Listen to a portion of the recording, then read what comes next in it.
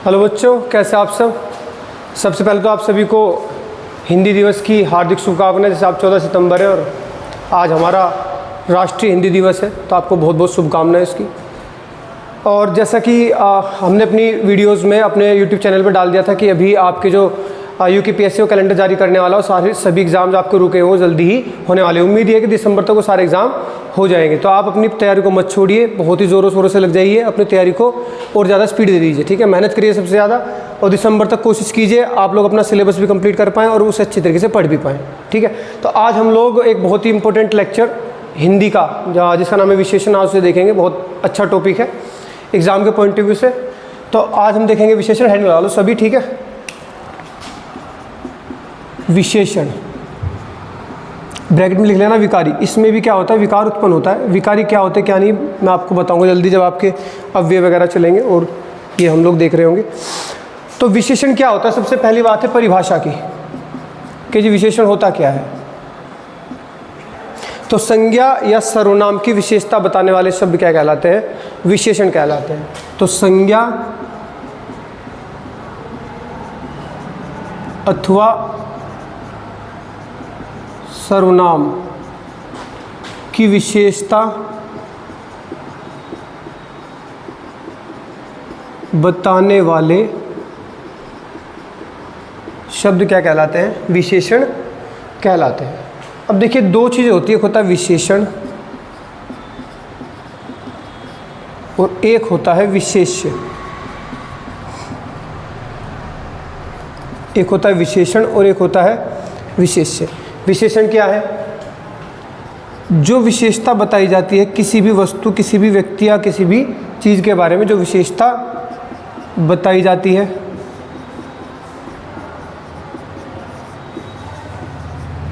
जो विशेषता बताई जाती है वो क्या है, विशेषण है। और जिसकी विशेषता बताई जाती है, जिसकी विशेषता बताई जाती है, जो विशेषता बताई जाती है वो विशेषण है। और जिसकी विशेषता बताई जाती है वो क्या है, विशेष्य होता है। एक तरीके से संज्ञा का काम करता है विशेष्य, ठीक है। जैसे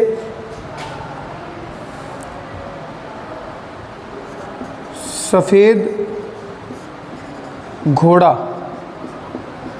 भाग रहा है। सफेद घोड़ा भाग रहा है।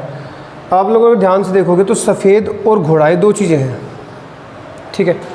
तो सफ़ेद क्या है इसकी विशेषता और घोड़ा क्या हो गया, विशेष्य। तो ये तो विशेष्य है क्योंकि जिसकी विशेषता बताई जा रही है कि भाई घोड़ा तो है लेकिन कैसा है, सफ़ेद है। और ये क्या हो जाएगा, ये हो जाएगा विशेषण, ये हो जाएगा आपका विशेषण। तो सफ़ेद क्या है, विशेषण, और घोड़ा क्या है आपका विशेष्य। तो आप क्लियर हो गई बात है ना। तो जिसकी विशेषता बताई जाती है वो विशेष्य और जो विशेषता बताई जाती है वो विशेषण होता है। अब बात करते हैं प्रकारों की कि जिसके कितने प्रकार होते हैं। आशीष जी डस्टर कहाँ पे गया, ठीक है। तो अब इसकी बात कर लेते हैं हम लोग।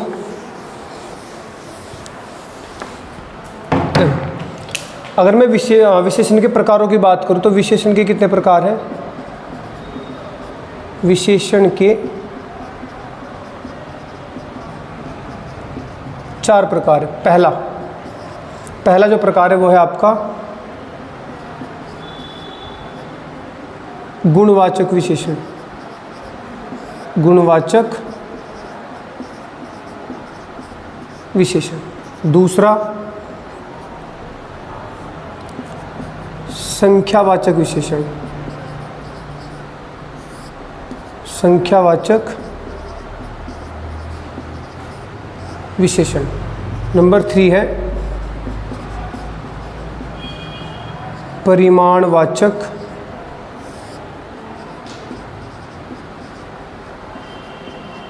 विशेषण। और नंबर 4 है आपका सार्वनामिक विशेषण। अभी हाल ही में कुछ 2-3 एग्जाम जो गए थे वीडियो वगैरह, कनिष्ठ सहायक वगैरह उत्तराखंड के अंदर, उनमें सबसे ज़्यादा इंपॉर्टेंट ये रहा सार्वनामिक विशेषण। बैक टू बैक क्वेश्चन पूछे गए, एक क्वेश्चन पक्का आ रहा था आपका विशेषण से और सिर्फ इससे आ रहा था सार्वनामिक विशेषण से, तो ये बहुत इंपॉर्टेंट हो जाता है। अब धीरे धीरे करके हम लोग सारी चीज़ों को देखते हैं। अच्छा ट्रिक क्या है इसकी, आप लोग ट्रिक भी याद रख सकते हो। अगर आपको ये भूल जाओ कभी कभी के कौन कौन से थे, तो ट्रिक आपको याद रखनी है गुस्पसा से। गुस्पसा, ग से क्या हो जाएगा गुणवाचक, स से संख्यावाचक, प से परिमाणवाचक और सा से सार्वनामिक विशेषण। आप भूलोगे भी नहीं और याद भी रह जाएगा। तो आप लोग यहाँ से गुस्पसा से याद रख सकते हो, ठीक है। तो सबसे पहले हम जानेंगे गुणवाचक विशेषण के भी क्या क्या इसके अंदर गुण होते हैं, किन किन चीज़ों को गुणवाचक विशेषण बोला जाता है, किन को नहीं, ठीक है। तो हेडिंग लगा दो आप लोग, गुणवाचक विशेषण।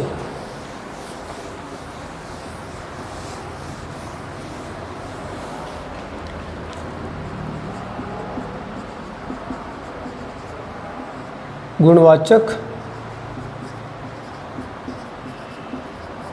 विशेषण नंबर 1, ठीक है। तो सबसे पहला अगर मैं बात करूँ इसके प्रकारों की, तो आपसे इसके प्रकार पूछे जा सकते हैं। देखो अलग अलग, वैसे तो अलग अलग बुक उठाओगे अलग अलग प्रकार मिलेंगे। अधिकतर जो माना जाता है कि जो आपका परिमाणवाचक विशेषण, ये जो गुणवाचक विशेषण होता है, इसके 6 भेद माने जाते हैं कि 6 प्रकार है। प्रकार कितने माने जाते हैं इसके? 6। लेकिन एक एग्ज़ाम हुआ था आरओ का, आरओ यूपी के अंदर आरओ और एआरओ, ठीक है। आरओ एआरओ का पेपर हुआ था, तो उसके अंदर 7 माने गए थे, ठीक है। तो वैसे तो आप लोग अगर मैं बताऊं तो आप 6 मार्क करना, लेकिन अगर 7 भी मार्क कर दिया तो उसका भी आपको प्रूफ किसी ना किसी बुक में मिल जाएगा। ये ऑब्जेक्शन वाले क्वेश्चन होते हैं। कुछ क्वेश्चन ऐसे इन पर आप लोगों को ऑब्जेक्शन करना पड़ता है, किसी बुक में कुछ दे रखा है तो किसी बुक में कुछ दे रखा है, तो ये ऑब्जेक्शन वाला क्वेश्चन है। तो 6 भी हो सकते हैं, 7 भी। अगर आपको लगाना है तो 6 लगा के आना, ठीक है। जिसने 7 लगाया गलती उसका भी नहीं होगा, क्योंकि उसके पास भी कोई ना कोई किसी ना किसी बुक के अंदर 7 मिल ही जाएगा, कोई दिक्कत वाली बात नहीं है, ठीक है। तो अब देखो ज़रा ध्यान से, 6 कौन कौन से होते हैं। पहला होता है कालवाचक, कालवाचक विशेषण। अब कालवाचक विशेषण कौन कौन से होते हैं, देखो काल के अंदर क्या आ जाएगा आपका, नया, पुराना, मौसमी, प्राचीन, इस तरीके से। तो नया, पुराना, मौसमी, प्राचीन, ठीक है, तत्काल, तुरंत, नया, मौसमी, प्राचीन, तत्काल, तुरंत और, तो यही नया, पुराना, मौसमी, प्राचीन, तत्काल और तुरंत, ये आपके क्या हो जाएगा कालवाचक। इसमें एक ताज़ा भी आप लोग ऐड कर सकते हो, ताज़ा। तो ये सब चीज़ें क्या शो करती है, ये सब की सब चीज़ें दर्शाती हैं कि ये किसी काल को दिखा रही है, ठीक है। तो कालवाचक के अंदर नया, पुराना वगैरह आ जाएगा। दूसरा हमारा आता है रंगवाचक, ये तो सभी को पता होगा, इसमें कोई दिक्कत नहीं है। रंगवाचक विशेषण, अब इसमें तो सभी रंग आ जाएंगे, नीला,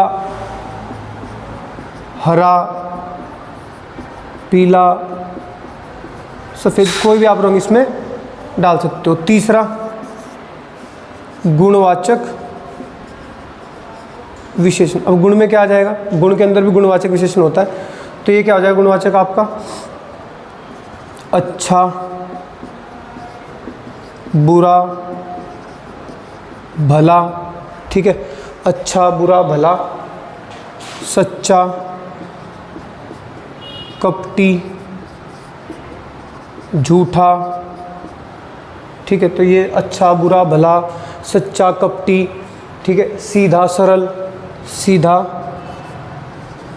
और सरल, ये सब इसमें आ जाएंगे, ठीक है। नंबर 4 दशावाचक। दशावाचक में क्या आ जाएगा, मोटा, पतला, गीला, सूखा। तो क्या आ जाएगा, मोटा, पतला, गीला, सूखा, युवा, वृद्ध, ये सब किस में आ जाएंगे आपके दशावाचक में।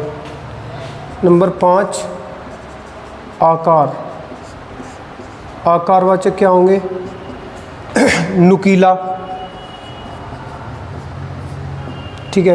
पैना भी एक तरीका का आकार होता है। त्रिकोण, तिकोना जिसे आप बोल सकते हो, त्रिकोण बोल सकते हो, हाँ तिकोना लिख सकते हो, तिकोना ये भी एक आकार है, ठीक है। तो नुकीला हो गया, पैना हो गया, ठीक है। लंबा हो गया, ये भी एक आकार है। चौड़ा हो गया, सुडोल, ठीक है। तो ये हो जाएंगे आपके, ठीक है। गोल हो जाएगा, गोल भी एक आकार होता है, चौकोर भी एक आकार होता है, ठीक है। तो ये नुकीला, पैना, तिकोना, लंबा, चौड़ा, सुडौल, गोल, चौकोर, ये सब के सब के आपके आकारों में आता है। नंबर 6 आता है आपका स्थान। ये भी आपका एग्जाम में पूछा गया था इससे, जैसे इलाहाबादी, ये भी विशेषण है। इलाहाबादी से क्या पता चलता है कि इलाहाबाद का है। पंजाबी, ठीक है। दायां, सतही, की ओर, दायां बायां वगैरह की ओर आ गया। पंजाबी, दायां, सतही, ऊपरी, ठीक है। तो ये तो इलाहाबादी, पंजाबी, उत्तराखंडी, जैसे तो उत्तराखंड का हो जाएगा तो उत्तराखंडी इसमें आ जाएगा। और सातवां मैंने पॉइंट बताया अभी, वैसे तो 6 लगाने हैं लेकिन सातवां पॉइंट कौन सा मान लेते हैं, भाववाचक को मान लेते हैं कि भाववाचक। भाववाचक में यौवन आ जाएगा, यौवन, ठीक है। अच्छाई,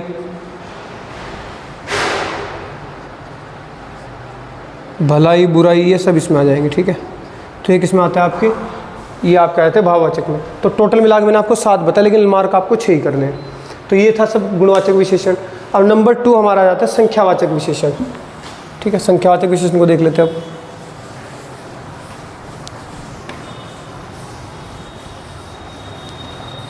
अच्छे से नोट्स बनाओ आप लोग, पूरी अच्छी तरीके से मैं बताऊंगा, एक भी चीज़ को मिस नहीं करूंगा। ज़्यादा से ज़्यादा इस तरीके से पढ़ेंगे कि एक भी टॉपिक, कोई भी क्वेश्चन अगर यहाँ से आया हमारा तो ऐसा ना लगे कि हमने पढ़ा नहीं था, ठीक है। नंबर 2 जो हमारा आएगा वो आएगा संख्यावाचक विशेषण। संख्यावाचक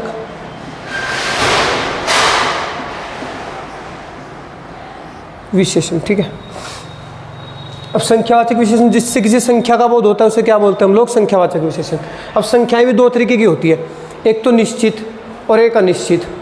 जैसे 2, 3, 4, 5, 6 तो निश्चित है, मैं बोलूँ कुछ, तो कुछ में ये नहीं पता कि 2 है, 3 है, कि 4 है, कि 100 है, 1000 है, करोड़ है, कुछ नहीं पता। तो अगर मैं बात करूँ संख्यावाचक विशेषण की तो यह 2 प्रकार का होता है, 2 प्रकार का होता है। पहला हमारा कौन सा, निश्चित संख्यावाचक, निश्चित संख्यावाचक, और दूसरा हमारा होता है अनिश्चित संख्यावाचक,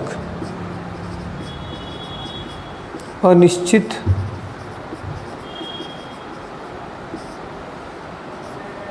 संख्यावाचक, ठीक है। तो 2 तरीके का हमने देखा।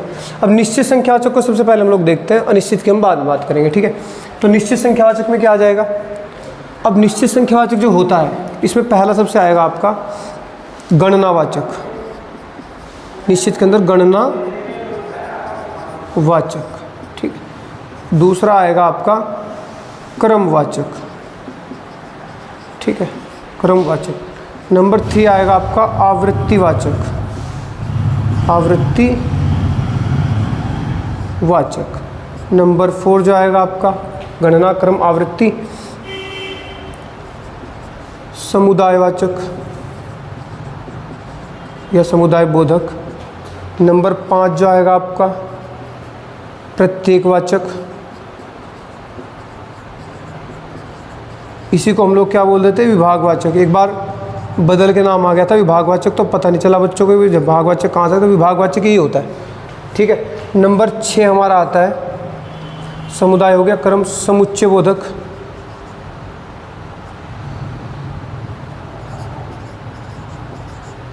समुच्चय बोधक। और नंबर 7 देख, यहाँ तो दिख रहा है, समुच्चय बोधक। नंबर 7 है अपूर्णांकवाचक, अपूर्णांकवाचक, अपूर्णांक वाचक। तो टोटल मिला के कितने हो गए, 7 हो जाते, ठीक है। तो अगर मैं बात करूँ सबसे पहले गणनावाचक की, तो गणना में आप बताओ गणना कैसे करते हो, मैं बोलूँ गिनती करके दिखाओ, तो गिनती ऐसे तो करते होंगे 1, 2, 3, 4, 5, 6। तो इसमें जो आएंगे वो आ जाएंगे 1, 2, 3, 4। तो ये सारी संख्या किसमें है, गणनावाचक। अब मैं बोलूँगा क्रम से गिनो, तो आप क्या बोलोगे, पहला, दूसरा, तीसरा, चौथा। तो पहला, दूसरा, तीसरा, किस में आ जाएंगे आपके क्रम में आ जाएंगे। ऐसे अगर मैं बात करूँ आवृत्ति की, आवृत्ति का मतलब होता है दोहराना। अब किसी चीज़ को कैसे दोहराओगे, गुना करके, तो जैसे कि 2 गुना, 3 गुना, 4 गुना, तो क्या बोलोगे 2 गुना, 3 गुना, 4 गुना, या फिर क्या बोलोगे इकहरा, इकहरा, दोहरा, तिहरा, है ना, इसी तरीके से तो बोलोगे। तो सब में क्या हो रहा है, इसमें आवृत्ति हो रही है, दोहराया जा रहा है चीज़ों को, ठीक है। समुदाय की अगर मैं बात करूं तो समुदाय में क्या आएगा आपका, समुदाय में आ जाएगा 4, 8, 5, 7, तो ये 4, 8, 5, 7। प्रत्येक वाचक में तो बहुत ईजी है, 1, 1,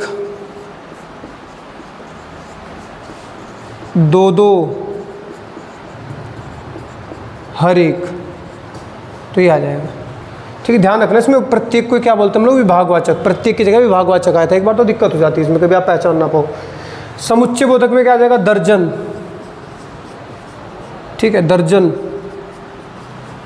जोड़ा, ठीक है, शतांश, सतसई।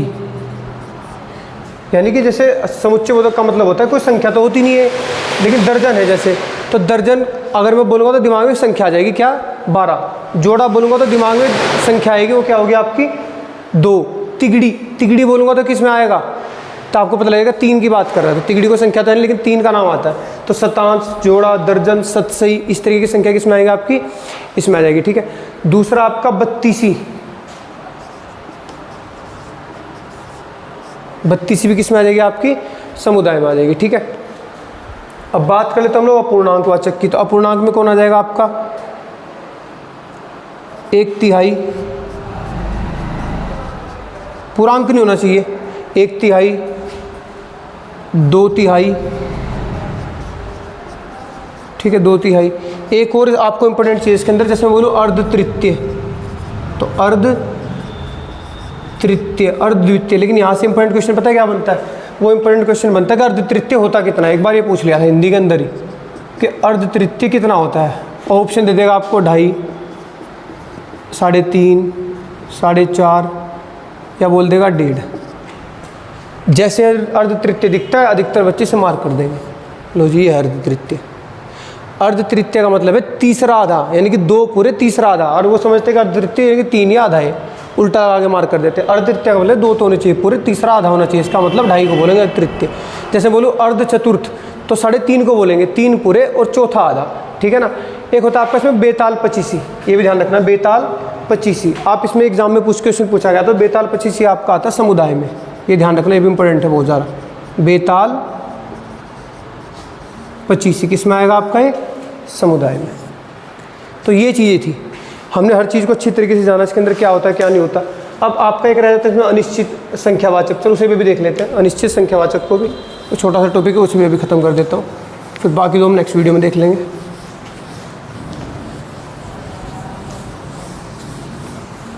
ठीक है, तो इसमें आप लगा दो हेडिंग एक अनिश्चित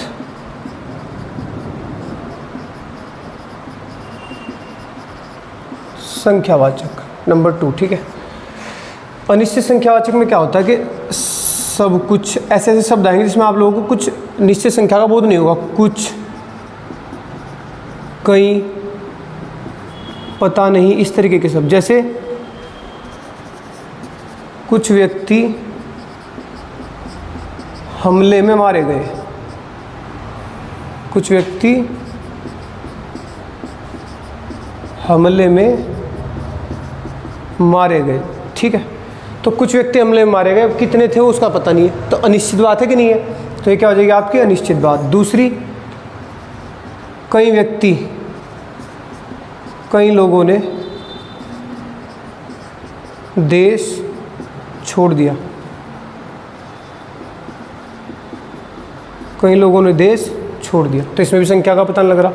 एक और इम्पोर्टेंट है इसमें, सब कुछ खत्म हो गया, इसमें ऐसा लगता है निश्चित बात है, सब कुछ खत्म हो गया, ये आप पढ़ोगे तो आपको लगेगा सब कुछ खत्म हो गया, नहीं इसका मतलब निश्चित है, सभी कुछ खत्म हो गया, बिल्कुल निश्चित है, लेकिन संख्या का तो फिर भी नहीं पता लग रहा। तो इसका मतलब क्या हुआ, एक इसमें आएगा आपका अनिश्चित संख्यावाचक, एग्जाम में पूछा हुआ है, सेंटेंस ध्यान रखना इस बात का, बहुत इंपॉर्टेंट है। पता नहीं कितने लोग मारे गए, ऐसे पता नहीं